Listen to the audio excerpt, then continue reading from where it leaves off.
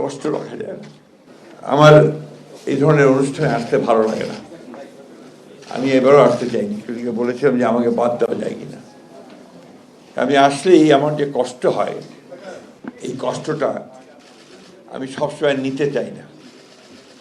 দীর্ঘ 10 বছর ধরে এই কষ্ট আমরা বয়ে বেড়াচ্ছি। পরিবারগুলো তাদের স্বজনহারা যে বেদনা, খুঁজে না পাওয়ার যে বেদনা, সেই বেদনা, আর আমরা তার সাক্ষী হয়ে থাকার যে বেদনা। কয়েকদিন আগে তুলি আমাদের মায়ের ডাকে ছোট্ট ছোট মেয়েগুলো এখন বড় হয়েছে, কলেজে পড়ছে, ক্লাস 10-এ পড়ছে, সুন্দর শাড়ি পরে ওরা পার্লামেন্টে গিয়েছিল, পার্লামেন্ট দেখতে। ওখান থেকে ওরা আমার ঘরে এসেছিল, আমি প্রধানমন্ত্রীকে ডেকে নিয়ে এসেছিলাম, সাথে সাথে কথা বলেছেন, উনি কথা দিয়েছেন যে উনি তাদের যে সমস্যাগুলো আছে এই সমস্যাগুলো তিনি দেখবেন। আমি বিশ্বাস করি তিনি দেখবেন, নিজে তিনি একজন ভুক্তভোগী। আমরা আর কথা বারবার বলতে চাই না, আমরা এগুলো কাজ করতে চাই, আমরা এগুলো বাস্তবায়িত করতে চাই। আমাদের শ্রদ্ধেয় নূর খান ভাই যে কথাগুলো বললেন, অত্যন্ত আতঙ্কের কথা। যদি আবার সেই ধরনের কোনো আচরণ দেখা যায়, আমাদেরকে সমবেতভাবে এটা প্রতিরোধ করতে হবে। আর আমাদের চিফ প্রসিকিউটর আসার কথা শুনিয়েছেন, অত্যন্ত আন্তরিক মানুষ, কাজের মানুষ। আমি বিশ্বাস করি যে খুব দ্রুত বিচারগুলো এগিয়ে যাবে এবং এটার জন্য সহযোগিতা করার জন্য সরকারের তরফ থেকে যেন সম্পূর্ণ সহযোগিতা করা হয়, তার ব্যবস্থা আমরা করার চেষ্টা করব। আমরা ভাতা ব্যাপারে আমি নিজে সোচ্চার। আমি বারবার করে বলেছি, যদি মুক্তিযোদ্ধাদের ভাতা দেওয়া হয়, জুলাই যোদ্ধাদের ভাতা দেওয়া হয়, তাহলে গুম হয়ে পরিবারগুলোকে কেন ভাতা দেওয়া হবে না?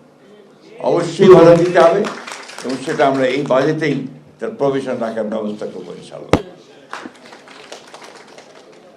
এটা কম্পেনসেট করা যাবে না, তাদের ক্ষতিগুলো পাশে তো দাঁড়াতে পারি আমরা, আমাদের রাষ্ট্র হিসেবে আমরা তাদের সহযোগী হিসেবে তাদের পাশে তো দাঁড়াতে পারি, তাদেরকে সাহস দিতে পারি।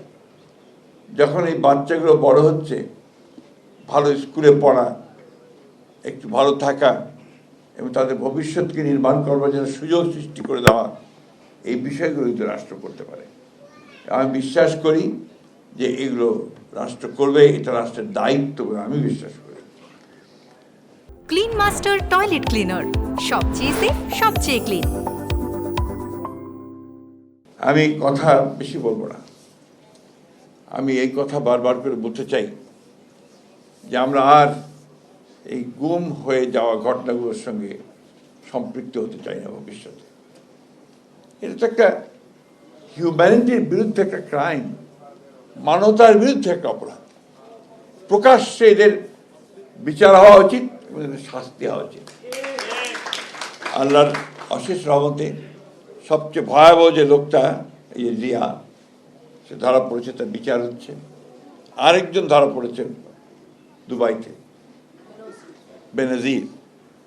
তাদের যে বডি ল্যাঙ্গুয়েজ ছিল, তাদের যে অহংকার, দাম্ভিকতা ছিল, দেখুন আল্লাহ তারা ঠিক তাদেরকে আবার হাজির করছে আদালতের সামনে, জনগণের সামনে, কোর্টের সামনে।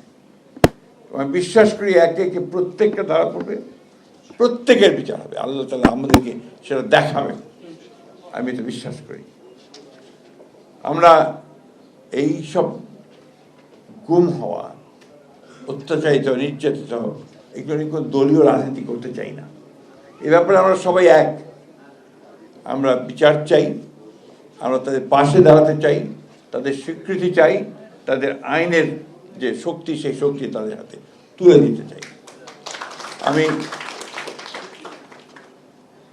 আমি সবসময় বলি যে আমি এই মেয়েটাকে খুবই শ্রদ্ধা করি, ওকে সালাম জানাই, স্যালিউট করি। এই জন্যে সবচেয়ে কষ্টের সময়গুলোতে, যখন কেউ রাস্তায় বেরোতে সাহস করছে না, কথা বলতে সাহস করছে না, তখন এই মেয়েটা জেনেভা পর্যন্ত গেছে নিজের চেষ্টায়, যে এনফোর্স যে ব্যাপারে ইউএনও কিছু করবে। আমি ধন্যবাদ জানাতে চাই ইউনাইটেড নেশনসকে, তারা এই কাজটা খুব দ্রুততার সঙ্গে এই তদন্ত করেছেন, তদন্ত করে আমাদেরকে রিপোর্ট দিয়েছেন। আমাদের আগে মেয়েটার কথা কি নাম, উমা খান, আমি তাকেও আজকে স্মরণ করতে চাই, মনে করতে চাই, ট্রেমেন্ডাস সাপোর্ট দিয়েছে আমাদের সেই সময়। সেই সময় ইউএনডিপির যে ছিলেন আমাদের গোয়েন লুইস, উনি আমাদেরকে প্রচণ্ড সমর্থন দিয়েছেন। আমরা সাহস পেতাম তাদের সঙ্গে কথা বললে, ওই সময় আমরা সাহস পেয়েছি। আমি বিশ্বাস করি আজকে যখন এই যে মেয়েটা পাশে সামনে আছে, ওই ছোট ছোট মেয়েগুলো যখন বলে যে বলে গেল আপনি,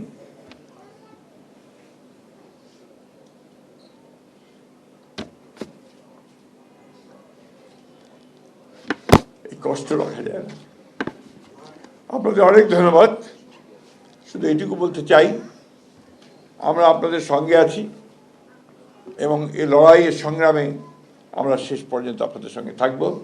আমি বিশ্বাস করি যে ভবিষ্যতে আমাদের আর এই কষ্টের শিকার হতে হবে না।